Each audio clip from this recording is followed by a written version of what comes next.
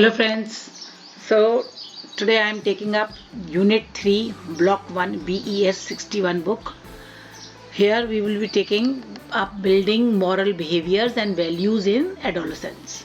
We have already done cognitive development, physical development, then we have also done psychological development, and this is the last one, moral behaviors and values in adolescence.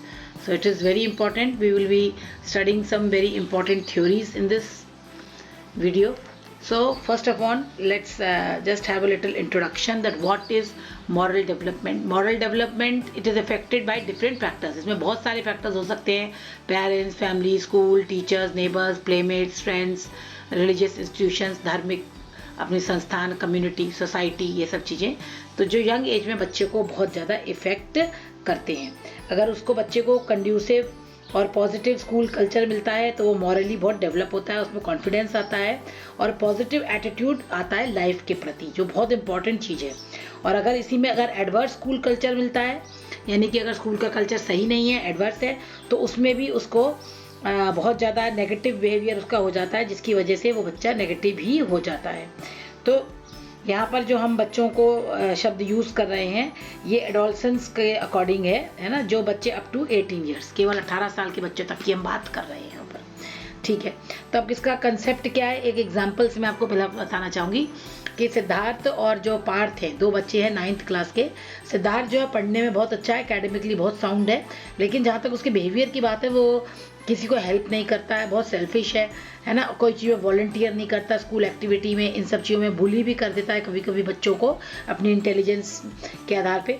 और दूसरा जो बच्चा पार्थ है वो average है, पढ़ने में okay है, लेकिन वो बहुत ओबीडियंट है, टीचर्स का बहुत कहना मानता है, हेल्प भी करता है, बहुत रिस्पेक्टफुल है, तो अपना टिफ़िन भी कभी कभी शेयर करता.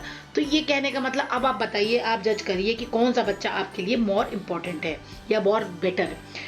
तो character is more important than intellectual. आप इससे एग्री करते हैं कि नहीं करते हैं, ये आपके अपने व्यूज़ हैं, लेकिन हम यहीं पर आज ये पढ़ना चाह रहे हैं कि मॉरल कंसेप्ट जो हमारा बचपन से ही शुरू हो जाता है, जैसे ही बच्चा पैदा होता है तब से ही उसका मॉरली डेवलपमेंट चालू हो जाता है. और ये एक प्रोसेस है जो एक्शन, इंटरेक्शन, इंडिविजुअल के कैसे हैं, सोसाइटी उसका सिग्निफिकेंस कैसा है, इंपॉर्टेंस, सब चीज़ों को लेके चलता है. इसमें हम बहुत इंपॉर्टेंट दो थ्योरी, पियाजे की और लॉरेंस कॉलबर्ग की थ्योरी को भी पढ़ने वाले हैं, और एक हिंस डायलेमा के थ्रू भी हम इसको समझेंगे. तो ये मॉरल डेवलपमेंट बच्चे का कैसे होगा इसके बारे में हम पढ़ते हैं. तो सबसे इम्पॉर्टेंट पहले आता है हमारा point, importance of moral values in adolescence. क्या इम्पॉर्टेंस है, क्या महत्व है मॉरल डेवलपमेंट का. मॉरल डेवलपमेंट जो है वो कई 21st सेंचुरी में टेक्निकल एडवांसमेंट बहुत ज़्यादा हो चुका है, लेकिन विदाउट मॉरल अगर ये होता है तो टेक्निकल एडवांसमेंट जो है वो डिजास्टर्स हो सकता है, यानी कि बहुत ही हानिकारक हो सकता है. जैसे कि आप क्रिश पिक्चर आपने देखी होगी, तो उसमें जो क्रिश है वो मॉरली डेवलप्ड है और उसी वजह से वो पॉजिटिव करता है. अदरवाइज जो दूसरा उसका नेगेटिव कैरेक्टर दिखाया है, जो दूसरा उसमें कैरेक्टर है वो बहुत ही ज़्यादा नेगेटिव दिखाया, वो भी बहुत इंटेलेक्ट है, टेक्निकल एडवांस है, लेकिन वो सारी क्वालिटीज़, जैसे एक और पिक्चर में रोबोट देखी थी, उसमें भी वो नेगेटिव जब हो जाता है रोबोट तो कितना डिजास्टर्स हो जाता है. यही चीज़ को है कि मॉरल इम्पॉर्टेंट है बहुत ज़्यादा. स्वामी विवेकानंद जी ने भी कहा है कि education means that process by which character, education वो होती है जिसके थ्रू कैरेक्टर फॉर्म्ड होता है, स्ट्रेंथ ऑफ माइंड इंक्रीज होती है, हमारा इंटेलेक्ट शार्प होता है, हमारी बुद्धिमत्ता बढ़ती है, एज अ रिजल्ट हम अपने पैरों पर खड़े हो सकते हैं. तो मॉरल एजुकेशन जो है ये पर्टिनेंट है in educational of any nation as it civilizes its citizens, यानी जैसे जैसे वो अपने सिविलाइज करती है सिटीजन्स को, तो मॉरल एजुकेशन बहुत ज़्यादा इंपॉर्टेंट हो जाती है. अब हम डिफरेंट अप्रोचेस ले लेंगे जो मॉरल एजुकेशन डेवलपमेंट को लेकर हो रही है. इसमें सबसे पहली जो है पियाजे की थ्योरी है, आप देख रहे हैं कि इसको दो पार्ट्स में उसने बांटा है, हेट्रोजीनियस मॉरलिटी और ऑटोनोमस मॉरलिटी. ये तो मैंने यहाँ पे लगाया, आगे मैंने इसको पॉइंट वाइज बहुत अच्छे से एक्सप्लेन किया है ताकि एग्जाम में भी आएगा तो हम लोग को लिखने के लिए आसानी रहेगी. तो सबसे पहले हम ले लेते हैं हेट्रोजीनियस मॉरलिटी. इसको 5 to 9 10 ईयर्स तक माना गया है और उसके 10+ ऑटोनोमस है. तो हेट्रोजीनियस मतलब क्या होता है कि अलग अलग है ना, अलग अलग हेट्रोजीनियस हम लोग पढ़ते हैं साइंस में. associated with moral realism and absolutism, moral knowledge and understanding the objective and absolute. यानी कि जो ऑब्जेक्टिव चीज़ें हैं उसको समझना, laws, rules, punishment, right, wrong, ये सब चीज़ें एज इट इज़ समझ लेना। एक्सटर्नल कि हमें ये मालूम है कि एक्सटर्नल सोर्सेज से आ रही हैं, और obedience is good in itself, और ओबीडियंस अपने आप में बहुत अच्छा है। एक्सटर्नल रिस्पॉन्सिबिलिटी है, अमाउंट ऑफ डैमेज, इसको मैं आगे अच्छे से एक्सप्लेन करती हूँ, आप आगे देखिए इसको, क्योंकि इसमें थोड़ा सा क्या कन्फ्यूजन हो। ये देखिए हेट्रोजेनस रिस्पॉन्सिबिलिटी, जो मॉरलिटी है, ये इसमें सबसे पहले जो कुछ गुण हैं, जो कॉमन गुण हैं, ये 5 to 9 ईयर्स तक है। इसमें जो बच्चा जो है वो मॉरल रियलिज्म है, यानी कि बिल्कुल मॉरली वो रियल है ना, उसमें दिखावापन नहीं होता है। जैसे आप छोटे बच्चों को देखते हैं कि वो अपने पेरेंट्स को बहुत ओबे करते हैं, रूल्स, रिस्पेक्ट एल्डर्स, अपने एल्डर्स को बहुत रिस्पेक्ट करना, सभी को कहना मानना है ना। फिर दूसरा फॉलो द पाथ ब्लाइंडली, और जो उनको रास्ता दिखा दिया जाता है उस पर वो लोग बहुत चलते हैं अच्छी तरह से, है ना। और इस एज ग्रुप के बच्चे अपने पेरेंट्स को मानना, टीचर्स की बात को मानना बहुत होते हैं। उनके लिए जो रूल्स होते हैं तो सच बोलते हैं, वो बहुत लॉयल रहते हैं। ऑल रूल्स बेल्ड, और ये मान के चलते हैं कि सारे रूल्स जो भगवान ने बनाए हैं, है ना, ये सारे रूल्स भगवान के, इनको कोई ब्रेक नहीं कर सकता। वो ये भी कहते हैं कि ये मॉरलिटी फोर्स वाइज है, उनके अंदर मॉरलिटी अंदर से आती है। रूल्स और लॉ आर अनचेंजेबल, और ये मान के चलते हैं कि रूल्स और लॉ आप एक छोटे बच्चे को अगर दिमाग में रख के इसको याद करेंगे तो आपको बहुत आसानी से याद हो जाएगा। जैसे छोटे बच्चे को जो टीचर कहता है वही अथॉरिटी फिगर होता है, और वो उसकी बात को, टीचर के अलावा किसी और की बात को मानता नहीं है। और वो ये भी मानता है कि अगर नहीं माना तो पनिशमेंट मिलेगा, गॉड है, गॉड जो पनिश कर देंगे, तो बच्चे बहुत डरते हैं, है ना। अब छोटे बच्चों को जैसे कहते हैं ना कि इतना समझ नहीं होती, उनको जो बता दिया जाता है उसी को फॉलो करते हैं, तो उनके लिए ये अनचेंजेबल है ना। और बिहेवियर को वो बैड के रूप में देखते हैं, बैड बिहेवियर, गुड बिहेवियर, इस टाइप से वो देखते हैं। और जो बच्चे होते हैं ना, जब हम लोग कई बार ये कहते हैं कि ये बच्चा पहले तो बहुत अच्छा था, अब देखो कैसा हो गया, अब ये खराब हो गया है, अब ये चेंज हो गया है। तो जैसे जैसे बच्चा ग्रो करता है उसके अंदर ये मॉरली सेंस भी ग्रो होता है, और वो धीरे धीरे बदलता जाता है। जैसे 1 से 3 साल 4 साल का बच्चा जो है वो स्कूल की हर बात आके अपने घर में बताता है, लेकिन जैसे जैसे वो बच्चा बड़ा होने लगता है, 5-6 साल का होने लगता है, तो उसको ये समझ में आने लगता है कि अपनी सीक्रेट रखनी है, अपनी स्कूल के ग्रुप की बात को सीक्रेट नहीं है, उसके लिए वही मॉरल है। तो यही मॉरल डेवलपमेंट है। तो आपके समझ में आ गया होगा, ये पॉइंट्स जो है हेट्रोजीनियस मॉरलिटी को दिखा रहे हैं। अब हम नेक्स्ट वाले लेने वाले हैं ऑटोनोमस मॉरलिटी। ऑटोनोमस मॉरलिटी जो होती है बच्चे की 10 ईयर ऑनवर्ड्स आती है। ऑटोनोमस, अब बच्चा थोड़ा थोड़ा ऑटोनोमस हो जाता है, इसको मॉरल रिलेटिविज्म भी कहा गया है, यानी अब वो रिलेट कर रहा है। पहले क्या था, मॉरल रियलिज्म था, अब यहाँ पे मॉरल रिलेट कर रहा है वो। ये सेल्फ गवर्निंग होता है, सबसे इंपॉर्टेंट इसकी बात होती है कि ये सेल्फ गवर्निंग होता है, यानी कि सेल्फ डायरेक्टेड, इसको वो अपने से रिलेट करता है, सेल्फ करता है। दूसरा, इसमें वो concept of right wrong on intention rather than consequences. अब वो ये कहता है कि इंटेंशन ज़्यादा इंपॉर्टेंट है, रिजल्ट ज़्यादा इंपॉर्टेंट नहीं है। यानी कि कोई व्यक्ति अगर कोई सही काम कर रहा है लेकिन उसका इंटेंशन, जैसे हम लोग कई बार बोलते भी है ना कि उसका दिल तो अच्छा था या उसकी भाव तो अच्छा था, तो ये चीज़ को आता है कि भाव अच्छा भले ही मीन्स उसने खराब ले लिया, लेकिन उस चीज़ पे ज़्यादा इंपॉर्टेंस वो देने लगते हैं इस एज में आके, है ना। इसमें बच्चों की फीलिंग्स को हमें समझना बहुत ज़रूरी है। रीस्ट्रक्चरिंग एंड अंडरस्टैंडिंग रूल्स, अब वो अपने हिसाब से रूल्स को रीस्ट्रक्चर करते हैं। पहले वाले में हमने क्या देखा था कि जो रूल ऑफ गॉड है, उन्होंने कहा कि नहीं भगवान ने ऐसा कहा, बिल्कुल फॉलो करते थे। अब लेकिन यहाँ पे वो सेल्फ गवर्न कर रहे हैं, वो कहते हैं कि नहीं, जो रूल्स है उसको रीस्ट्रक्चर किया जा सकता है, उसको अंडरस्टैंड करने लगते हैं रूल्स को। फिर वो ये भी समझते हैं कि rules are made for convenience, है ना, रेदर पनिशमेंट। वो कहते हैं रूल्स जो है वो कन्वीनियंस के लिए बनाए गए हैं, कोई पनिशमेंट के लिए नहीं बनाए गए हैं। तो इसमें बहुत सारी चीज़ें हैं कि कैसे बच्चों को ये लगता है कि कन्वीनियंस के लिए हैं। इसके एग्जांपल्स भी दिए हुए हैं, जैसे कि गेम्स के रूल्स वो बनाते हैं, है ना, उसमें वो फाइटिंग को अवॉइड करने के लिए, फेयर करने के लिए कुछ रूल्स को चेंज कर लेते हैं। जैसे आप देख रहे होंगे क्रिकेट का फॉर्मेट भी बदलता जा रहा है, पहले टेस्ट मैच होते थे, फिर 1 डे होने लगे, अब 20-20 होने लगे। तो ये धीमे धीमे जैसे रूल्स बदलते जा रहे हैं, ऐसे बच्चे के दिमाग में भी रूल्स जो हैं वो चेंज होते जाते हैं, और वो जो ईगो सेंट्रिक होता है उससे वो धीमे धीमे आगे बढ़ने लगता है। फिर अब वो मॉरल रिस्पॉन्सिबिलिटी भी लेने लगता है, ब्लेमिंग करना, ये सब चीज़ें बच्चा सीख जाता है। जैसे कि वो कहते हैं ना कि जैसे कि कोई जज या लॉयर इंटेंशन को देखता है कि किसी ने कुछ किया। टीचर्स भी कई बार ऐसे एग्जांपल देते हैं कि बच्चे का इंटेंशन गुड था, भले ही वो बच्चे ने एक्शन बैड किया, लेकिन उसको समझा दिया जाता है, तो ये चीज़ में आ जाता है। फिर वो ये भी सीखता है कि rules they can be change, है ना, रूल्स को हम चेंज कर सकते हैं। किसी के अच्छे के लिए अगर झूठ बोला गया तो वो झूठ नहीं होता। ये सब चीज़ें उसके दिमाग में आने लगती हैं बच्चे के मन में, ठीक है। White line, rules can be change, punishment should be on the basis of intention.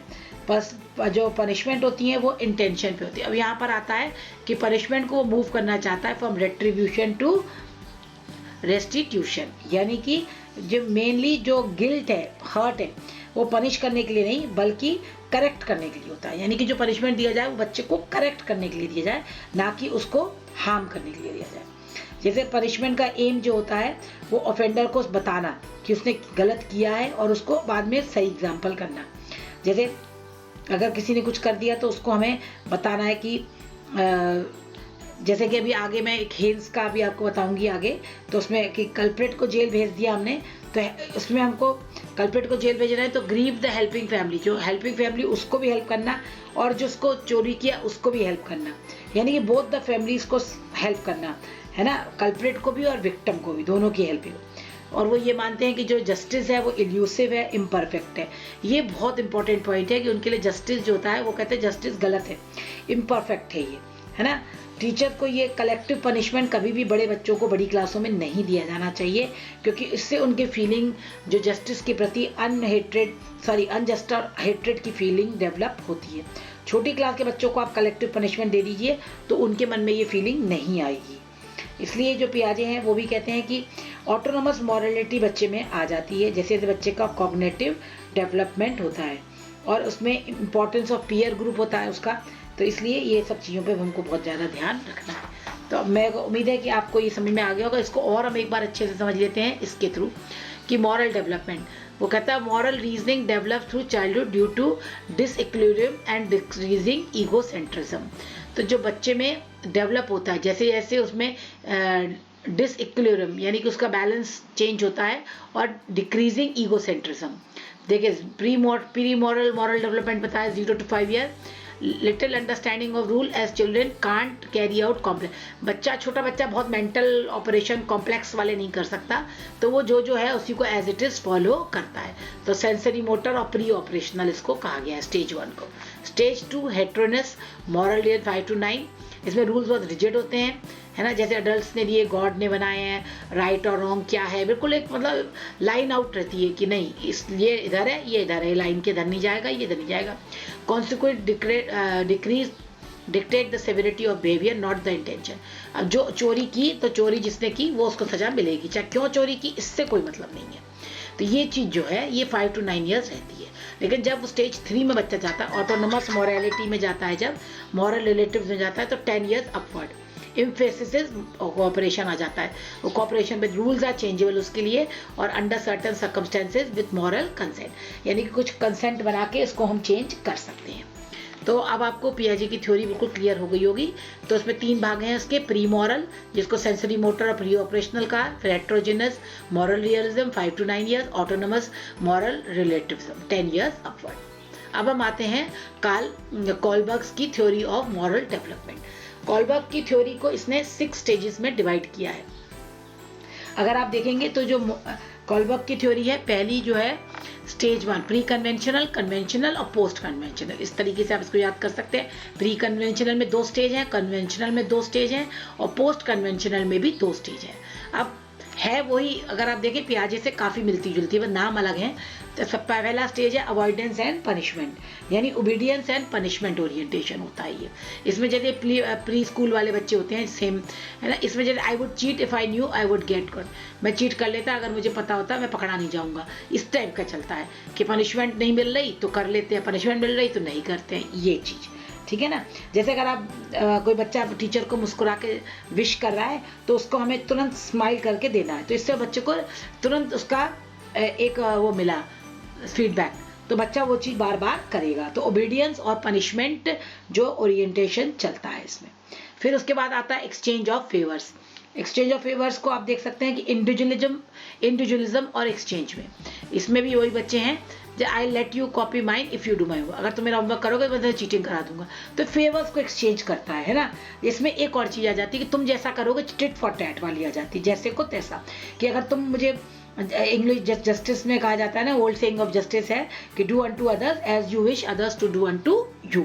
तो वही वाली यहाँ पर एक्सचेंज ऑफ फेवर्स। फिर हम आते हैं कन्वेंशनल में। कन्वेंशनल में गुड चाइल्ड, अब वो जो है गुड इंटरपर्सनल रिलेशन बनाना चाहता है बच्चा, है ना। इसमें एज आप देख सकते हैं लिखी है, सब जूनियर हाई स्कूल। और इसमें I am not going to tell you because I want her to like me, मैं तुमको नहीं बताऊंगा क्योंकि वो मैं चाहता हूँ कि तुमको प्यार, मुझको पसंद करे। तो इसमें जो बच्चा होता है affection, trust, care, concern about other people हो जाता है। Children wish to make people happy, वो अपनी सराउंडिंग के प्रति बहुत ज़्यादा हो जाता है, एक गुड चाइल्ड बन के रहना चाहता है और अपनी सराउंडिंग्स को बहुत हैप्पी रखना चाहता है। अब आती है स्टेज 4, लॉ एंड ऑर्डर, यानी मेंटेनिंग लॉ ऑर्डर। इसमें जो है वो अपनी सोसाइटी को वो बहुत लॉ ऑर्डर मेंटेन करना चाहता है। You can't do that because the teacher said no, अगर टीचर ने नो कह दिया तो वो किसी को करने नहीं देगा, है ना। सोशली रिस्पॉन्सिबल हो जाते हैं, सर्टन ड्यूटीज को करते हैं वो, सोसाइटी का लॉ उनके लिए बहुत इंपॉर्टेंट हो जाता है और वही सब कुछ हो जाता है कहना चाहिए। अब आता है पोस्ट कन्वेंशनल स्टेज 5। इसमें जो होता है, इसमें सोशल कॉन्ट्रैक्ट होता है। सोशल कॉन्ट्रैक्ट इंडिविजुअल राइट, अपने अधिकारों के लिए भी बोलता है। In this case the rule will be wrong, अब वो रूल्स को जो है जज करने लगा कि रूल गलत होता है। ये कॉलेज में होता है 18 ईयर्स के आसपास, है ना। तो ये वाला जो स्टेज है इसमें rules, code, moral of conduct वो कहते हैं अलग हो सकते हैं, culture to culture, person to person. यहाँ पे जो उनका थोड़ा सा लेवल हाई हो जाता है और वो अपनी ओपिनियन, अपने बिलीव, अपनी वैल्यूज़ को रखना शुरू कर देता है। और लास्ट वाला आता है यूनिवर्सल एथिकल प्रिंसिपल। ये बहुत रेयर है, ये बहुत ही कम लोगों में जा पाती है, ज़्यादातर लोगों में ये स्टेज आती ही नहीं है। You shouldn't life because it violets the golden rule, तो ये गोल्डन रूल को फॉलो करते हैं। इसमें जो है डिसीजन अबाउट राइट और wrong is taken on individuals conscious, हमारी कॉन्शियस के आधार पे होता है। ओन एथिकल प्रिंसिपल्स, हमारे ओन एथिकल प्रिंसिपल्स, हम जैसे सिद्धांतवादी लोग होते हैं बहुत ज़्यादा, ये बहुत हाई लेवल की थिंकिंग मॉरलिटी है। इंडिविजुअल की conscious according to culture, religious, society rules वगैरह। ये तो ये तो हो गया, हमने ये पूरा पढ़ लिया, ओबीडियंस, पनिशमेंट, ये सब चीज़ हमने देख ली। अब इसको हम एक एग्जाम्पल है, बहुत ही इंटरेस्टिंग है ये, अगर आप देखें इसको। एक आदमी था, उसका नाम हेन्स था। हेन्स का डिलाइमा इसको कहा जाता है। डिलाइमा मीन्स होता है कंफ्यूजन। तो हेन्स की जो वाइफ थी वो डेथ बेड पे थी और एक ड्रग था जो डॉक्टर, इस कहानी को ध्यान से सुनिएगा थोड़ा सा, बहुत मज़ा भी आएगा आपको और आप भी अपना जजमेंट डालिएगा इसमें क्या हो सकता है। तो जो उसको एक ड्रग था जो डॉक्टर ने कहा कि वो देंगे तो बच जाएगा। अब वो ड्रग जो था, जो दवाई थी, वो एक प्रकार के रेडियम से बनती थी, ठीक है ना। अब वो जो रेडियम था वो एक ही ड्रगिस्ट के पास था और वो उसने क्या किया, वो $200 का था, उसने उसको सीधा 10 गुना कीमत बढ़ा के $2000 में बेचना शुरू कर दिया। अब जो सिक वुमन का हस्बैंड था हेन्स, वो उस ड्रग को चाहता था क्योंकि उसके पत्नी को बचाने के लिए वो बहुत जरूरी था। उसने पैसे इकट्ठे करे लेकिन उसके पास केवल $1000 हुए। तो उसने वो ड्रगिस्ट के पास गया, उसने रिक्वेस्ट किया कि मुझे चीपर पे दे दो, मैं तुम्हें बाकी पैसे धीरे धीरे करके दे दूंगा या बाद में दे दूंगा। पर वो ड्रगिस्ट ने कहा नहीं, मैं तो तुमको पूरे दूंगी। तो हेन्स जो था वो डेस्परेट हो गया, वो सोच नहीं पाया क्या करें और उसने क्या किया, उसकी लेबोरेटरी को चोरी करके उस ड्रग को चुरा लिया, वहां से तोड़ के लेबोरेटरी में घुस गया वो और चुरा लिया। अब यहाँ से क्वेश्चन होता है कि हेन्स ने जो उस ड्रग को चुरा लिया तो क्यों, क्या उसने सही किया, क्या गलत किया। तो ये बड़ा इंटरेस्टिंग है, मुझे बहुत मज़ा आया इसको पढ़ने में और देखने में। आप भी इसको समझिए थोड़ा सा कि देखिए ओबीडियंस की स्टेज में क्या हेन्स को ये स्टील करना चाहिए था या हेन्स को नहीं स्टील कर, दोनों के कारण है। तो जब प्री कन्वेंशनल स्टेज में यानी ओबीडियंस और वाली स्टेज है हमारी, तो वो कह रहा है कि केवल $200 का था and not much druggist wanted, Heinz had even offered to pay for it and Heinz was not stealing anything else, और कुछ तो चुरा नहीं रहा था तो इसलिए इसको कर लेना चाहिए था। अब अगर नहीं करना चाहिए था, he will be put into prison which mean he will be a bad person. फिर self interest, he will much be happier if he saves his wife even if he has to, उसने कहा jail चलाया तो कोई बात नहीं, अपना तो उसका मकसद पूरा हो गया। फिर लेकिन क्यों नहीं करना चाहिए, क्योंकि प्रिजन एक ऑफल प्लेस है, बहुत ख़राब जगह है, वहाँ पे बहुत खराब लोग आते हैं इसलिए। फिर कन्वेंशनल स्टेज में वो कहता है हिज वाइफ एक्सेप्ट, उसकी वाइफ को एक्सपेक्ट था उसका, he wants to be a good husband, है ना। स्टीलिंग इज बैड, उसको नहीं करना चाहिए, he is not a criminal, he has try to do everything he can. तो ये चीज़ है। फिर लॉ एंड ऑर्डर में क्या कहता है कि his wife will benefit but he should take the prescribe punishment for the crime as well as paying the druggist what he is own. तो उसने कहा नहीं, तो पनिशमेंट है, उसको ड्रग्स को पैसा देना चाहिए था। Criminal can not just run around, ऐसे तो क्रिमिनल्स बहुत घूमने लग जाएंगे। लॉ एंड ऑर्डर की भाषा में वो ये कहेगा, द लॉ प्रोहिबिट्स, और सोशल कॉन्ट्रैक्ट में एवरीवन हैज़ द राइट, उसने कहा हर किसी को जीने का अधिकार है रिगार्डलेस ऑफ द लॉ। और यहाँ पे scientist has the right so fair compensation if revives it does not make his action correct. यहाँ पर लेकर नहीं चोरी करने चाहिए क्योंकि ये है। और यूनिवर्सल लास्ट स्टेज में वो कहता है saving a man's life is more fundamental value than property rights of another value. मतलब प्रॉपर्टी इंपॉर्टेंट नहीं है, फंडामेंटल राइट इंपॉर्टेंट है। अदर्स में need the medicine just as well, तो इसका मतलब क्या सभी लोग चोरी करने लगेंगे? एक तो ये थ्योरी लास्ट में आती है। तो ये हो गया हमारा हेन्स डिलेमा। अब हम आते हैं नेक्स्ट कि स्टेजेस ऑफ मॉरल डेवलपमेंट। ये हमने पढ़ी लिया है, ये मैंने एक बार और आपको समझाने के लिए दे दिया। Principle, social contract, law and order, morality, ठीक है, good boy attitude, self interest, avoiding punishment. तो first second third pre conventional, उल्टा पढ़िए इसको तो आ जाएगा। अब आता है factors that effect moral development. अब बहुत सारे फैक्टर्स हैं जो हमारे मॉरल डेवलपमेंट को करते हैं। ये सब चीज़ें हम लोग रोज़ ही अपने स्कूलों में भाषण देते हैं और स्कूल रोज पढ़ाते हैं बच्चों को, तो ये ज़्यादा हमको उसमें ज़्यादा पढ़ने की ज़रूरत नहीं है, फिर भी एक बार ले लेते हैं। फैमिली, जैसे एक्सेप्टेंस होना चाहिए, रिजेक्शन होना चाहिए, है ना। फैमिली हम एक्सेप्ट करती है किसी बच्चे को, रिजेक्ट करती है तो उसके हिसाब से ही उसकी मॉरल एजुकेशन हो जाती है। तो इमिटेट करता है फैमिली को, मॉडल करता है फैमिली को, ये बहुत इंपॉर्टेंट है। स्कूल में इन्फ्लुएंस स्कूल का बहुत बड़ा होता है। बच्चा वहाँ से शेयर केयर करना, रिजॉल्व कॉन्फ्लिक्ट करना, फॉलो रूल्स करना, वैल्यूज़ को लर्न करना, ये सब चीज़ें सीखता है। टीचर्स बच्चे के लिए बहुत इंपॉर्टेंट होते हैं, तो ये बहुत इफेक्ट है। फिर पीयर ग्रुप्स पे बहुत बच्चों का इफेक्ट होता है, इसीलिए कहते हैं जैसी संगति वैसी ही बच्चा बनता है ना। तो उसको कुसंगति से हम बचाते हैं बच्चों को, क्योंकि पीयर ग्रुप का बच्चे की मॉरल उस पर बहुत ज़्यादा इफेक्ट पड़ता है। फिर सोसाइटी, स्कूल का भी बहुत इंपॉर्टेंस है। इसी तरह कल्चर का, सोसाइटी का, मीडिया का इन्फ्लुएंस, जेंडर और भी इन्फ्लुएंसेस हैं बहुत सारे, और जेंडर। तो इनको आप लोग थोड़ा सा भी पढ़ेंगे तो आपकी समझ में जल्दी आ जाएगा। फिर ways to strengthen moral values, कैसे आप बच्चे में मॉरल वैल्यूज़ को स्ट्रेंथन कर सकते हैं। Acknowledge and appreciate good behaviour, be role model, make them think of the wise use of media, build on empathy, share and discuss moral experiences, have clear and effective communication। तो ये कुछ चीज़ें हैं कि बच्चे के संग आप अच्छे से व्यवहार करें, बच्चों को फीडबैक अच्छा दें, एक रोल मॉडल बन के रहे, एक अच्छा आदर्श बने बच्चों के आगे, उनको मीडिया का करेक्ट यूसेज सिखाएं, एम्पैथी लाएं, उनके अंदर फीलिंग लाएं कि जब दूसरे के जूते में आप पैर डालते हो तो आपको कैसा लगता है।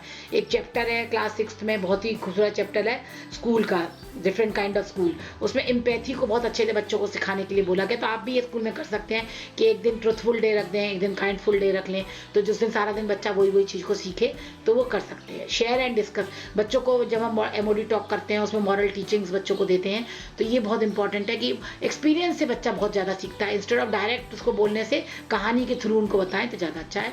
क्लियर और इफेक्टिव कम्युनिकेशन, ये बहुत इंपॉर्टेंट चीज़ है, कम्युनिकेशन बहुत इंपॉर्टेंट है। फिर some of the important moral values, कुछ मॉरल वैल्यूज़ जो बहुत इंपॉर्टेंट है जो बच्चों को हमें सिखानी चाहिए। इसको मैंने जैसे एक फॉर्मूला बना के मैं याद करती हूँ, शी ग्रेस हर CCP है, इस तरह से S से जैसे सेल्फ कंट्रोल, H से आ गया आपका ऑनेस्टी, R, ऐसे आप भी बना के कर सकते हैं याद। मेरा याद करने का तरीका ये, मैं थोड़ा सा सोचा ये भी शेयर कर दूँ आपको। तो जो एम्पैथी है प्रैक्टिस करें, कंपैशन, ग्रेटिट्यूड, ऑनेस्टी, यही सब चीज़ें बच्चों को सिखाना बहुत ज़रूरी है ताकि बच्चे की मॉरल वैल्यूज़ इम्प्रूव हों। तो आई होप आपको ये वीडियो बहुत अच्छा लगा होगा। और इस तरह से हमारा यूनिट ब्लॉक 1 आज पूरा कंप्लीट हो गया। अब हम ब्लॉक 2 पे काम करेंगे। आपको अगर ये वीडियो अच्छा लग रहा है तो प्लीज़ आप थोड़ा कमेंट लिखें, उसमें लाइक करें, और इस वीडियो को अपने मैथ्स टीचर्स के साथ, साइंस टीचर के संग, हिंदी टीचर के संग भी शेयर कर दें ताकि आने वाले समय में उनको भी ये फ़ायदा हो। Thank you, have a nice day.